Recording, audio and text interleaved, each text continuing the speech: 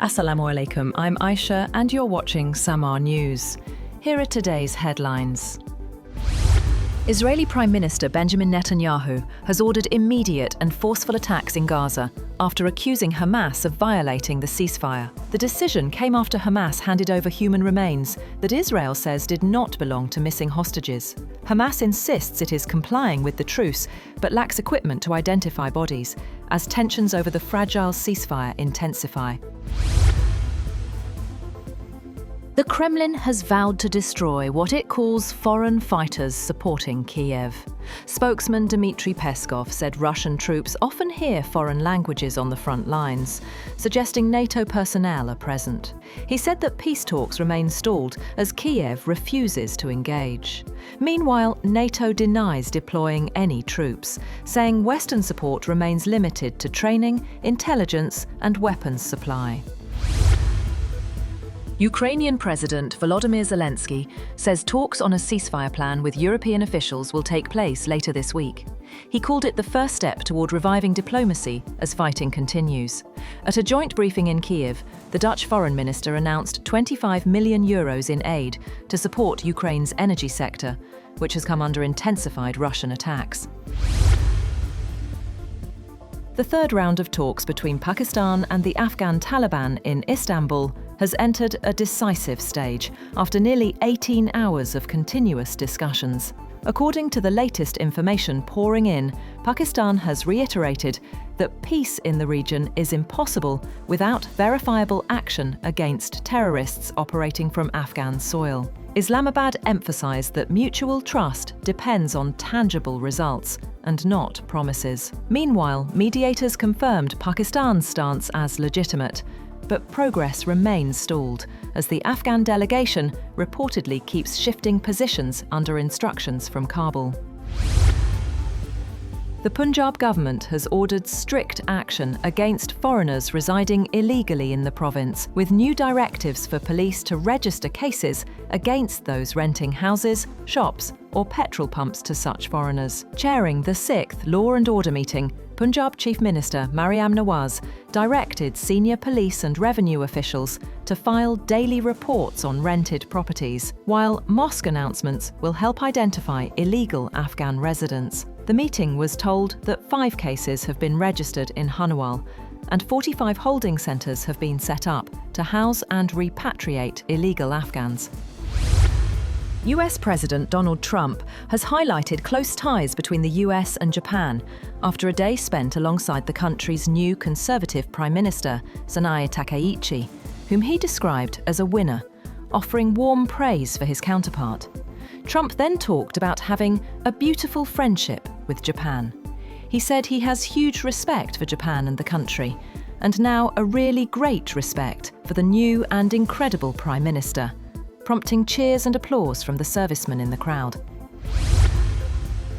US Commerce Secretary Howard Lutnick has announced $490 billion worth of investment deals in Japan, covering nuclear energy, semiconductors and infrastructure. The announcement came during a business leaders event in Tokyo, attended by President Trump. The US president's visit marks his first trip to Japan since 2019 and comes as Tokyo earlier pledged $550 billion in strategic investments and loans to secure relief from US import tariffs.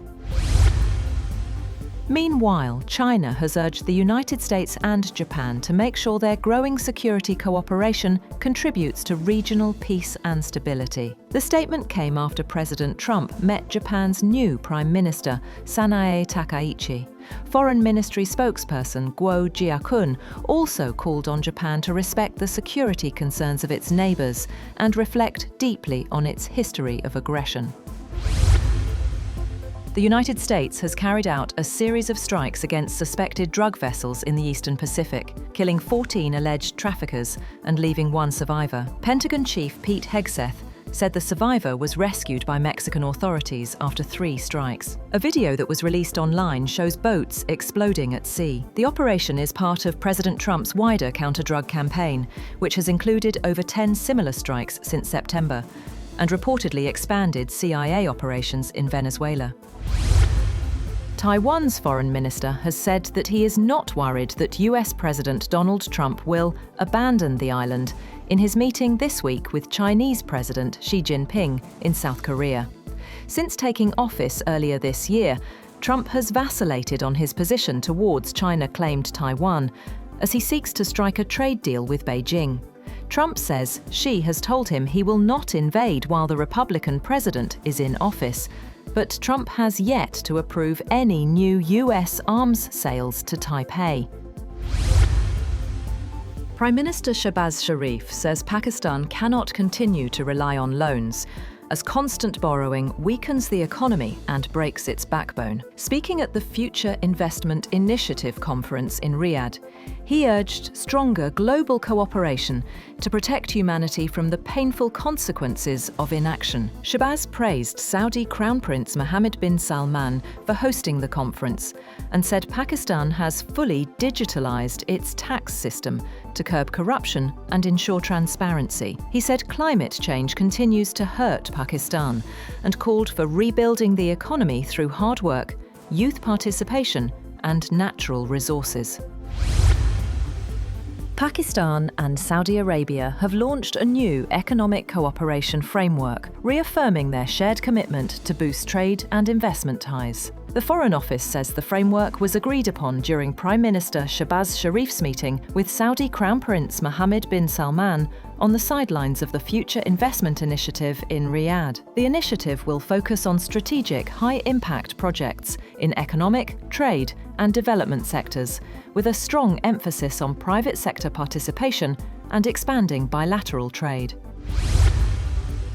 Pakistan has offered Bangladesh access to the Karachi Port Trust, allowing Dhaka to expand its trade network with China and Central Asian countries. The offer was extended during the 9th Pak-Bangladesh Joint Economic Commission meeting held in Dhaka, the first such meeting in 20 years. The session was co-chaired by Pakistan's Petroleum Minister Ali Pervez and Bangladesh's finance advisor.